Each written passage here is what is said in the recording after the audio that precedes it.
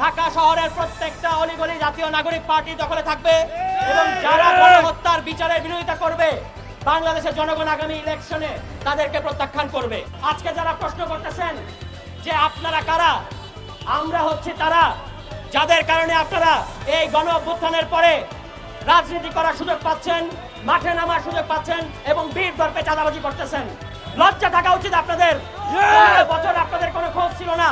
আপনারা কারা, এটার উত্তর একবার 5 অগাস্টে আমরা দিয়েছি, দরকার পড়লে আবারও দেব। এবং এই ক্ষেত্রে আমরা দেখতে পাচ্ছি প্রশাসনের নির্লিপ্ততা। আমরা খুব পরিষ্কার ভাষায় বলতে চাই, যদি মনে করেন আওয়ামী লীগ আবার বাংলাদেশের রাস্তায় মহড়া দেবে এবং বাংলাদেশের ছাত্র জনতা, জাতীয় নাগরিক পার্টি এনসিপি সহ জুলাই গণ অভ্যুত্থানের যতগুলো পক্ষ আছে তারা চুপচাপ বসে থাকবে, এই জিনিস আর হতে যাচ্ছে না। অবশ্যই অবশ্যই রাজপথ জাতীয় নাগরিক পার্টির দখলে থাকবে। ঢাকা শহরের প্রত্যেকটা অলিগলি জাতীয় নাগরিক পার্টি দখলে থাকবে এবং যারা গণহত্যার বিচারের বিরোধিতা করবে বাংলাদেশের জনগণ আগামী ইলেকশনে তাদেরকে প্রত্যাখ্যান করবে। আজকে আপনারা নিশ্চয়ই খেয়াল করেছেন, অদ্ভুত এক সংস্কার প্রস্তাব আনা হয়েছে।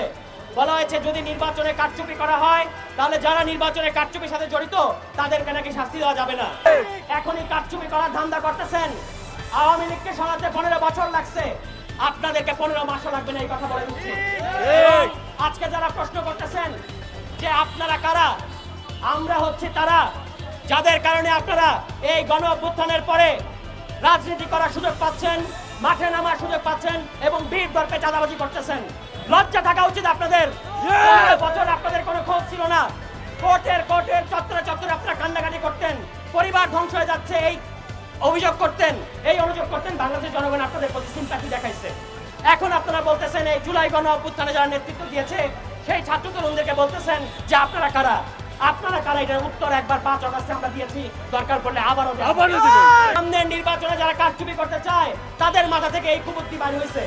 এত সুন্দর সুন্দর সংস্কার প্রস্তাব আমরা করলাম, বাংলাদেশের জনগণ করলো, এগুলা সবগুলো তারা বাদ দিয়ে এখন এমন এক প্রস্তাব আনছে, আসলে তাদের মনের মধ্যে এখনই নির্বাচন কারচুপি করার খায়েশ। বিভিন্ন জায়গায় স্থানীয় পর্যায়ে তারা অলরেডি বলা শুরু করছে আমরা ভোট কেন্দ্র দখল করব। পরিষ্কার ভাষায় বলতে চাই, তিনটা নির্বাচন আওয়ামী লীগ সরকার বাংলাদেশের জনগণকে বঞ্চিত করেছে। সামনের নির্বাচনে বাংলাদেশের জনগণ ভোট কেন্দ্র পাহারা দেবে এবং জনগণের পক্ষের শক্তি এনসিপি জাতীয় নাগরিক পার্টি জনগণের রায়ে আগামীতে সরকার গঠন করবে। সর্বশেষ যে কথাটা আমি পুলিশ বাহিনীর উদ্দেশ্যে বলতে চাই, জুলাই মাসে আপনারা আওয়ামী লীগের ফাঁদে পড়ে আওয়ামী লীগের কারণে যে গণহত্যায় অংশ নিতে বাধ্য হয়েছেন, এইটা থেকে এই পাপ মোচনের একটাই রাস্তা, আওয়ামী লীগের বিরুদ্ধে চিরুনি অভিযান পরিচালনা করেন।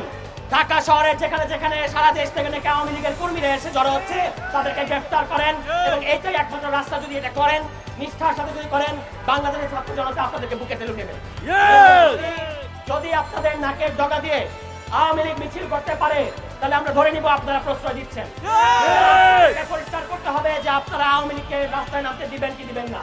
বাংলাদেশ জাতীয় নাগরিক পার্টি আমরা রাজপথ দখলে রাখবো। ঢাকা মহানগরের প্রত্যেকটা জায়গায় জাতীয় নাগরিক পার্টির পক্ষ থেকে আমরা সবসময় রাজপথে সক্রিয় থাকবো। কোন আওয়ামী লীগ আসে আমরা দেখবো। এবং আরেকটা লাস্ট কথা আমি বলবো, যারা নব্য আওয়ামী লীগ হওয়ার চেষ্টা করতেছেন, খুব ভাবতেছেন মাঠ ফাঁকা, যে জনগণ নাই, ফাঁকা মাঠে গোল দিব। 15 বছরে গোল দিতে পারেন নাই, এখন আর গোল দেওয়ার চেষ্টা করেন না।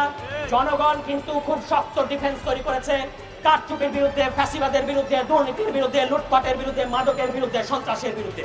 সুতরাং যারাই সন্ত্রাস করতে চাইবেন, যারাই মাদক কারবারি করতে চাইবেন, যারাই এলাকায় এলাকায় চাঁদাবাজি করতে চাইবেন, ঢাকায় সুশীল হয়ে বিভিন্ন সভা সেমিনারে আপনারা মাঠ গরম করবেন আর আপনাদের কর্মীরা ওই নরসিংদীতে, ওই ঝালকাঠিতে, ওই শরীয়তপুরে লুটপাট করে সমস্ত কিছু ছাপড়া বানাই দিবে।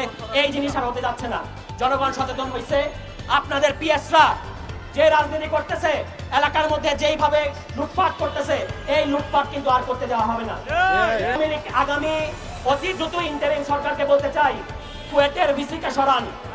ভিসির সরানোর সকল এখতিয়ার আপনাদের আছে।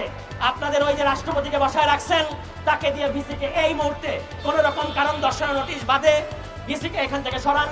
আদারওয়াইজ কিন্তু কুয়েট মুখে আমরা লং মার্চ করতে বাধ্য হব। কথা হচ্ছে যে এই যে আওয়ামী লীগকে যারা আমাদেরকে আইন কানুন দেখাইতেছেন যে আওয়ামী লীগ নিষিদ্ধ করার আইন নাই, আইন মন্ত্রী সহ সরকারের সংশ্লিষ্ট সকল অধিদপ্তরকে আমরা বলতে চাই, নির্বাচনের আগেই আওয়ামী লীগ প্রশ্নের সমাধান আসেন। আওয়ামী লীগের নিবন্ধন বাতিল করা ছাড়া বাংলাদেশে কোনো সুষ্ঠু নির্বাচন